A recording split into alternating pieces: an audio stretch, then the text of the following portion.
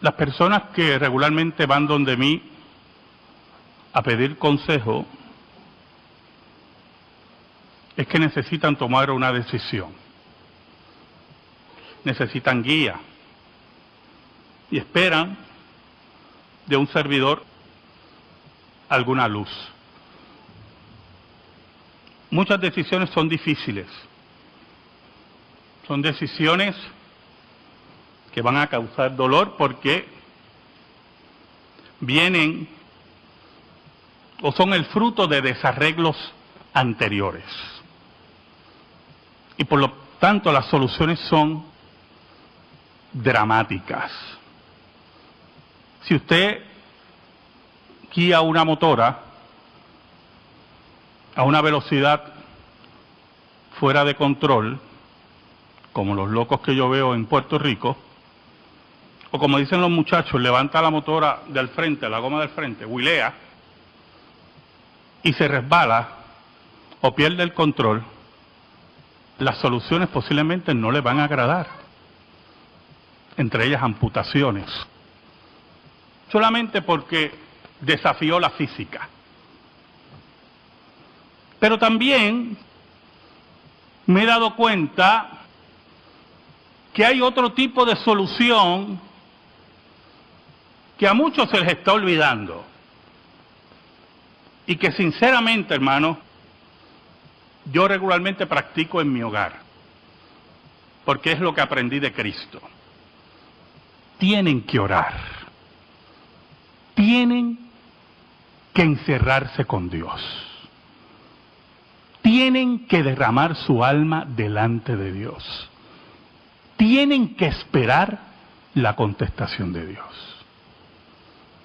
Oramos. Señor bueno, gracias te damos. ¿Dónde estuviéramos si no fuera por tu gracia?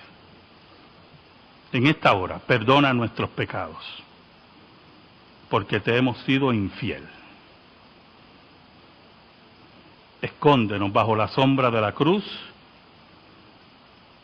y que tú seas proclamado. En el nombre de Jesús. Amén y amén. Ana, y nos vamos a la lectura de la liturgia en 1 Samuel 1, del 1 al 20. Ana tenía un problema, o varios problemas. El primer problema era su marido.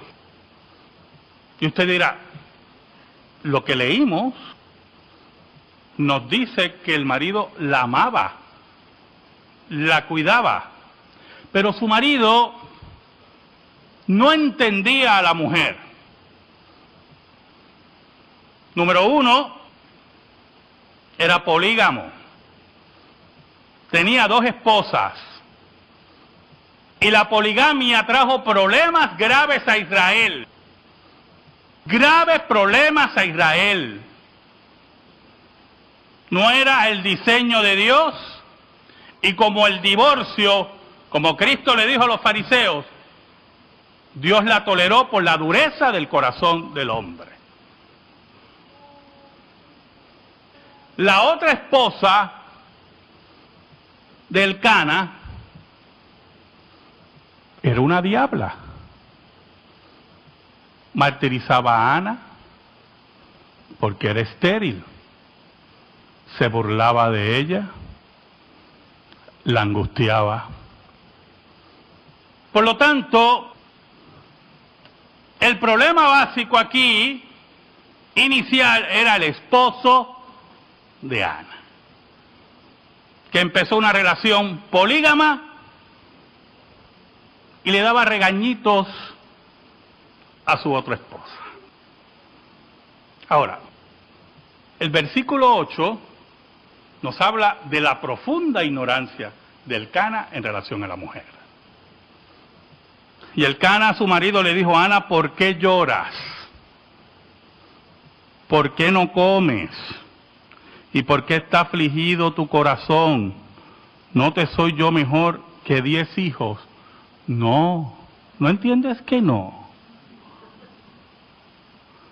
que en el Israel y en la revelación bíblica, la descendencia, la que la mujer, esa que produce en su vientre la vida,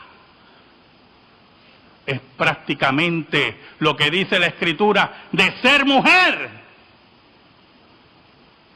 Y la esterilidad era mal vista en Israel. Era como una maldición de Dios. Él posiblemente va a hacerle una defensa a los hombres, ¿verdad? Para que después no me maten allá afuera. Él posiblemente, afirmando la esterilidad de Ana, quería consolarla, decirle, mira, no puedes tener hijos, yo trato que tu vida sea lo mejor. Pero él no entiende que él no se compara a un hijo en el corazón de Ana. Por lo tanto, a Ana le quedaba un recurso, y era su Dios. El Dios que controla la vida, que controla la muerte, que controla la reproducción, que controla todas las cosas. Y se dirige al templo, hermano, a pedirle a su Dios. No los dioses de barro, mudos, de piedra, sino el Dios vivo y verdadero que domina sobre todas las cosas. Y Ana hizo algo muy importante, que es una enseñanza para nuestras vidas. Derramó su alma delante de Dios. Y usted dirá, ¿qué usted quiere decirnos, pastor? ¿Se acuerda el himno? Dilo a Cristo. No hay otro amigo. Allí Ana abrió su corazón, oiga, y le dijo a Dios sus pesares, muchos de sus problemas, hermano, es que no le oran a Dios y no entienden el gran misterio de la oración, hermano. Número 1, los que están anotando, anoten. La oración es el medio que Dios estableció para que habláramos con Él. ¿Oyó? No es lo que nos digan los paganos y los impíos allá afuera, ¿oyó? En la oración misma no hay ningún poder. Por eso los reformados no creemos en la oración. Nosotros creemos en el Dios de la oración. Porque los budistas también oran. Y los musulmanes también oran. Y los santeros también oran. Y oran a los demonios. Pero cuando tú oras al Dios verdadero, ahí es la verdadera oración. Todo lo otro es hablarle al aire y a los demonios. Y aunque la gente se sienta bien y crean que alguien lo escuchó, fueron los demonios los que lo escucharon. Por lo tanto, si entendemos el concepto correcto de la oración, empezamos por lo básico. Es la forma que Dios establece para que usted hable con Él. Y entonces muchas veces yo he hablado con ustedes o con otras personas y cuando me dicen su problema, yo rápidamente identifico que no quieren orar, porque me doy cuenta que lo que tienen que es hablar con Dios y esperar, nada más. Pero como no queremos esperar, como queremos las cosas ahora como yo quiero, nos olvidamos de la oración. La oración implica sufrimiento. ¿Y por qué implica sufrimiento, hermano? Porque en ella le revelamos a Dios nuestros pecados, y si usted no está sufriendo por sus pecados, tenemos un problemita, ¿oyó? Porque nuestros pecados nos tienen que doler. Porque ya somos propiedad de Dios. Y cuando somos propiedad de Dios, cuando le damos las espaldas a Dios en nuestros pecados, esos pecados cuando los derramamos en oración, nos tienen que doler. Por lo tanto, la oración va a implicar sufrimiento, búsqueda. Martín Lutero nos decía que la oración no es para cambiar la voluntad de Dios, Dios no cambia. La oración es para descubrir la voluntad de Dios para nosotros. Ana se acercó a Dios, derramó su alma delante de Dios, en sufrimiento delante de Dios. La Biblia nos revela, lo cual habla del increíble corazón de Ana, en ningún momento habló de la que compartía con su esposo. Yo me imagino a otra mujer diciendo, Señor, mata a esta. Pero Ana era otra cosa. Ana sabía que sobre su esposo y su rival estaba Jehová de los ejércitos. Oiga, y ahí entramos en otro punto importante de la oración. La oración es un medio de gracia. ¿Y qué queremos decir con un medio de gracia? Nosotros repetimos eso aquí tantas veces. Y ustedes afirman así. Y yo posiblemente me voy con esa satisfacción a casa, todo el mundo hizo así. Movió su cabecita, todo el mundo entiende eso. Cuando hablamos que un medio de gracia, hermanos, en teología reformada, son los medios que Dios utiliza para fortalecer nuestra vida espiritual. Eso es un misterio. Es un proceso que ocurre en nuestra vida paulatinamente cuando hacemos nuestros ejercicios espirituales. Los sacramentos son medios de gracia. Por eso el sacramento se repite. El de ratificación del pacto, que es la cena del Señor. La lectura de la palabra, oír de la palabra, estudiar la palabra, son otro medio de gracia. Porque conocemos la voluntad de Dios para nuestras vidas. Y nos fortalecemos porque cuando tomamos una decisión en la Escritura, no importa lo que pase, yo hice lo que dice la Escritura. La oración es otro medio de gracia. Y en ella el Señor nos fortalece espiritualmente. Y cuando vienen los problemas graves, usted va a ver que usted los enfrenta diferentes a como los enfrentaba, póngale 5 años atrás. ¿Por qué? Porque es un hombre y una mujer de oración y el Señor lo ha ido fortaleciendo en la oración, en la lectura bíblica, en los sacramentos, para enfrentar los momentos que siempre van a venir a nuestra vida. Porque yo le digo a usted que eso es así. Yo puedo tener una semana, y se lo digo con el corazón abierto, yo puedo tener una semana chévere, yo digo, mira qué bueno, no ha habido mayores problemas esta semana. Y de momento suena ese teléfono. Y el que está al otro lado, pastor, pasó esto. Y es increíble que los 5 días de paz, en un solo minuto, desaparecieron. Y muchas veces es orar. Por lo tanto, dice la Escritura en el versículo 9, y se levantó Ana después que hubo comido y bebido en Silo, y mientras el sacerdote Elí estaba sentado en una silla junto a un pilar del templo de Jehová, ella con amargura de alma oró a Jehová y lloró abundantemente.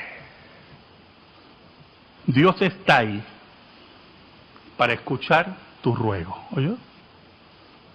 Para escuchar tus lágrimas, para escuchar tu amargura. La amargura de Ana era de diferentes sitios. venía de su esposo, venía de su esterilidad, venía de su impotencia.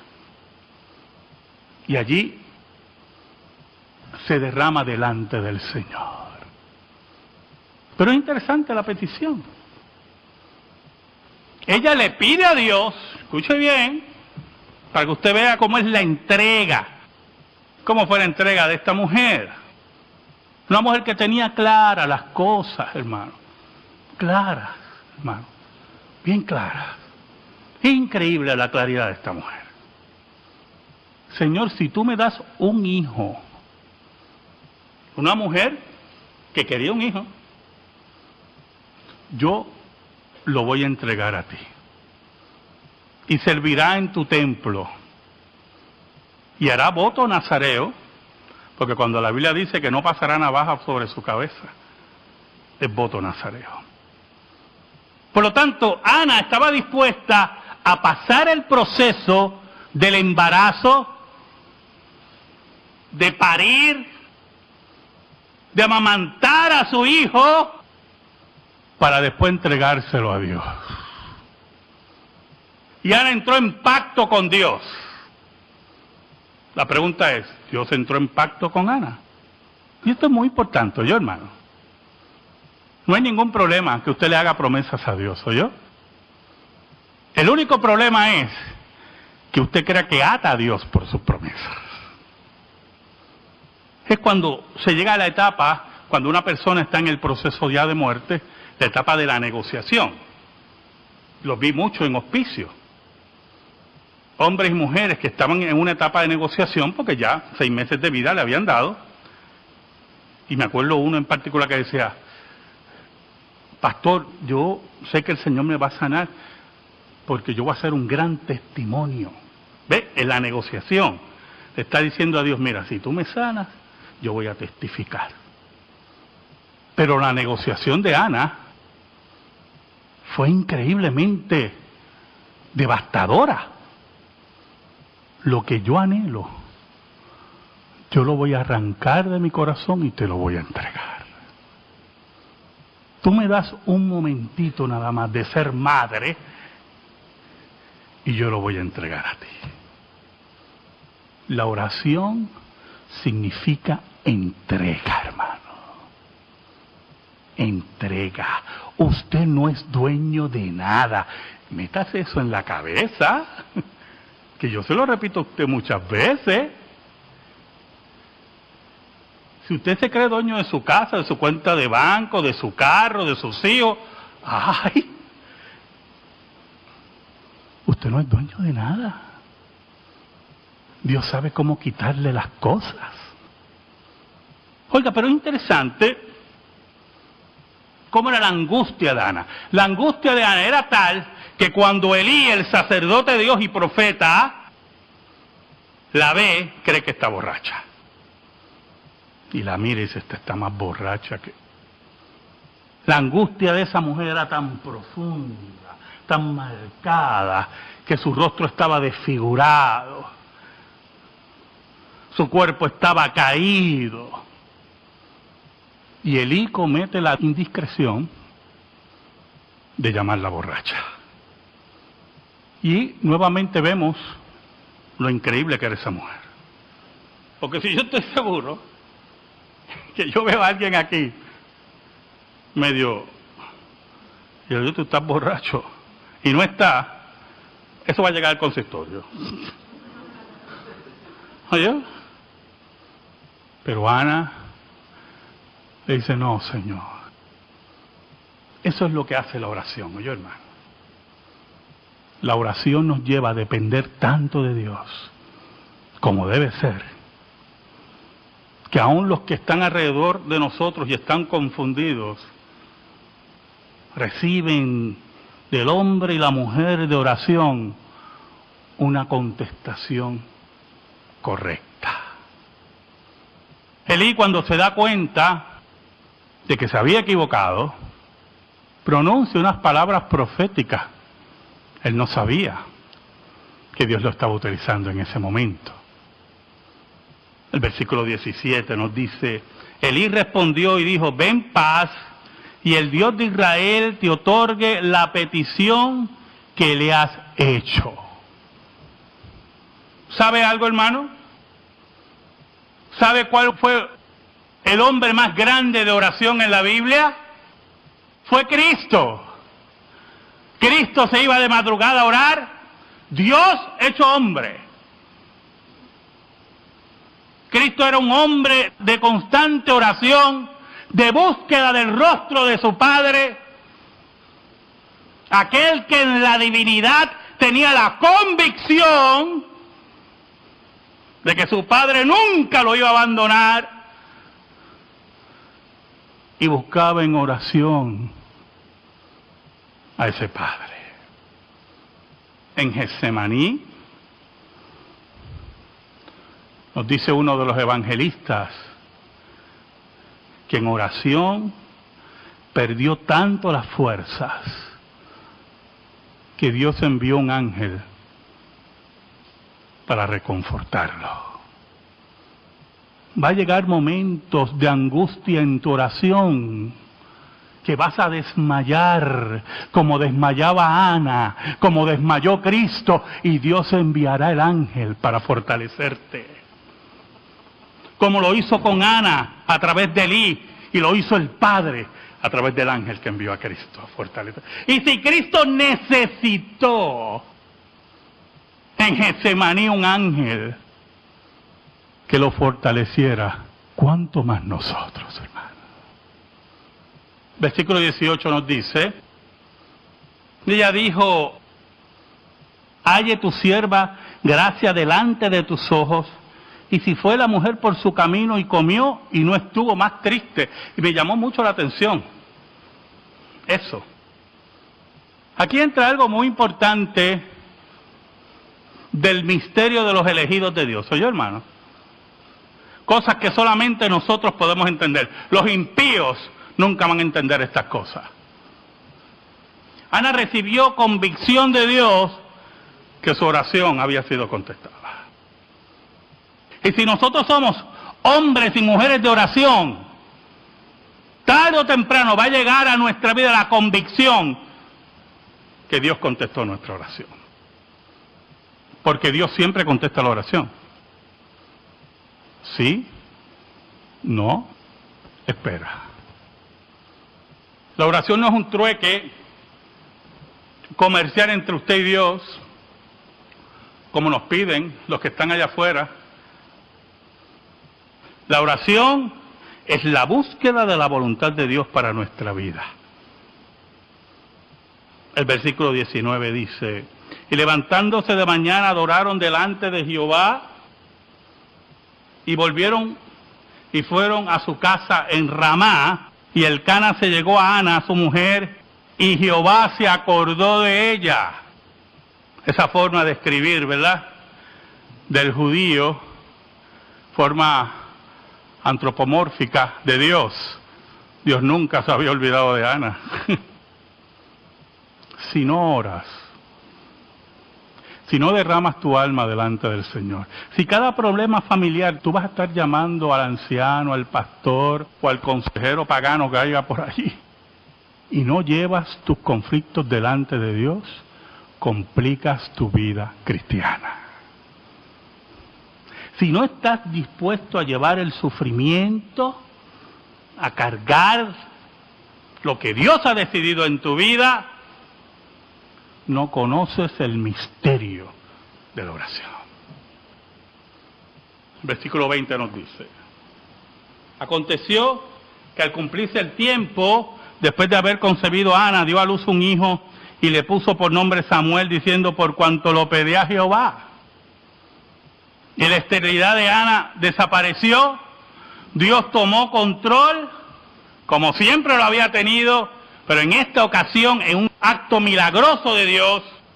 Oiga, y dice la Biblia, escuche bien, que cuando ella terminó de amamantar a Samuel, lo llevó al templo y lo entregó a Jehová.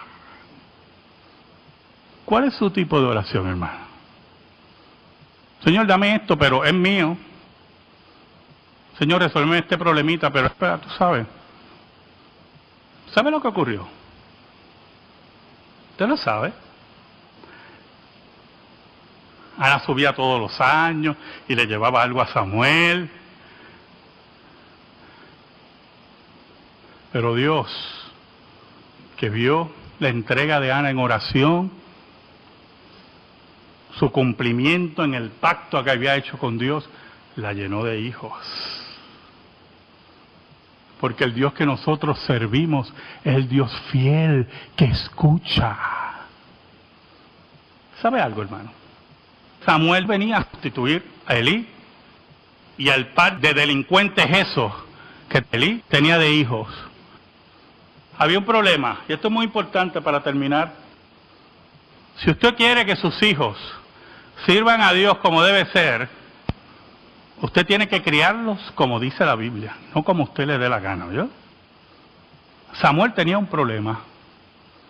Estaba bajo Elí, pero tenía un ejemplo bien malo en los hijos de Elí. Y Dios, que había elegido a Samuel para ser el profeta y el juez de Israel, tomó una decisión.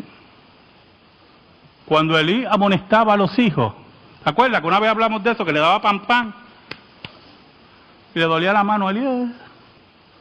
Dice la Biblia que los hijos no lo escuchaban porque Dios había resuelto matarlos. ¿Usted me oyó?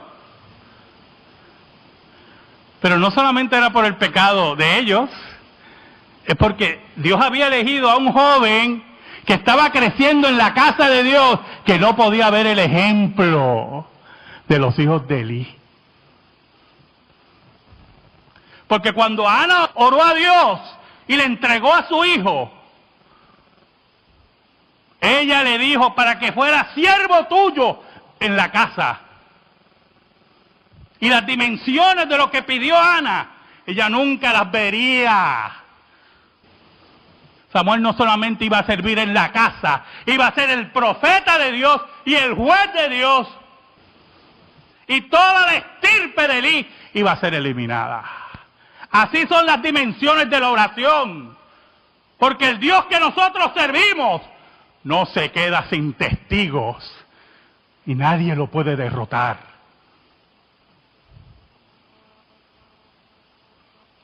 Los hijos duelen. Si tú le enseñas a tus hijos que pueden blasfemar como le dé la gana, y usted lo que hace es pan como Elí, si usted le justifica cada domingo faltar por un juego deportivo, yo no sé qué cosa, un día tú no vas a tener control sobre tus hijos. Y como los criaste, así serán. Y harás como ocurrió una vez, que vino una persona donde mí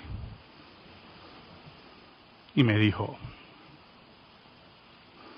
¿qué voy a hacer con fulana? Me gustaría saber tu opinión. Ya la fulana tenía 17 años. Y era una pistolita sin registrar. Y yo la miré a los ojos y le dije, ¿te acuerdas cómo la criaste? Porque yo me acuerdo. Lo que te resta es orar. Porque ya la perdiste. Solamente Dios te la puede salvar. Amén. Gracias te damos, Señor, por tu palabra. Y te pedimos, Señor, en el nombre de Cristo, que esa palabra quede en nuestra vida y en nuestro corazón. En el nombre de Jesús. Amén. Y amén. Estamos en silencio, hermano.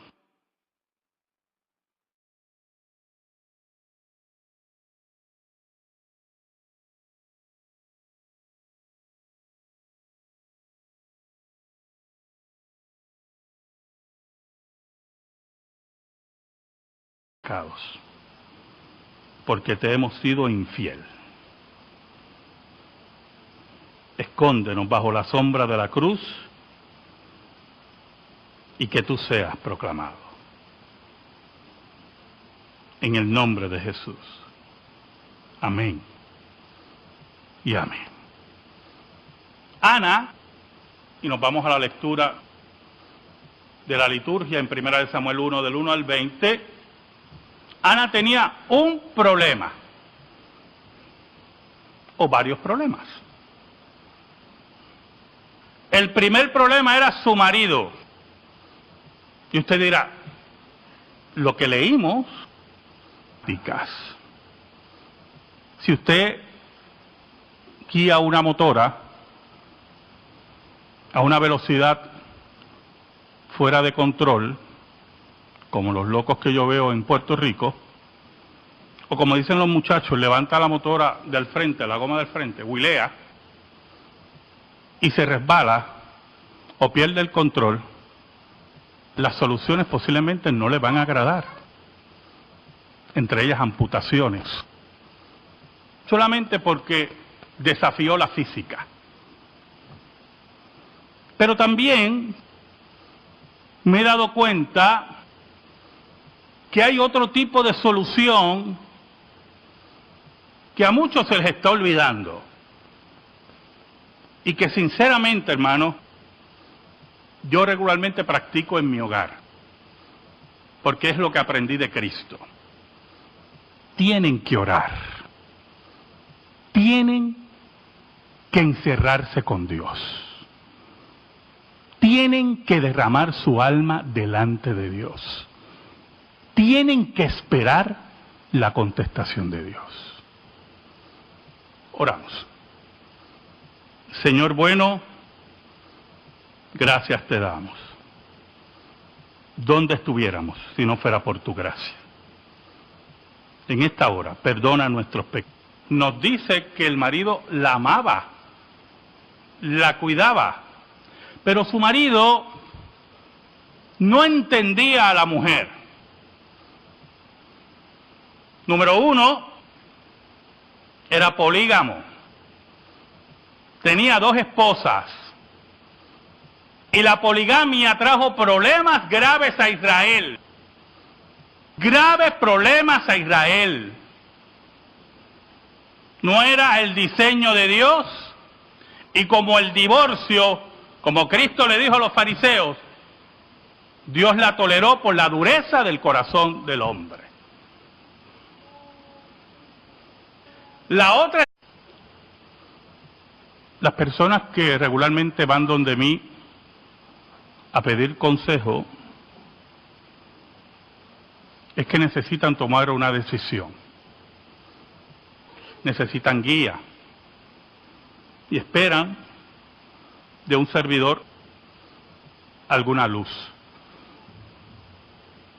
Muchas decisiones son difíciles, son decisiones que van a causar dolor porque vienen o son el fruto de desarreglos anteriores.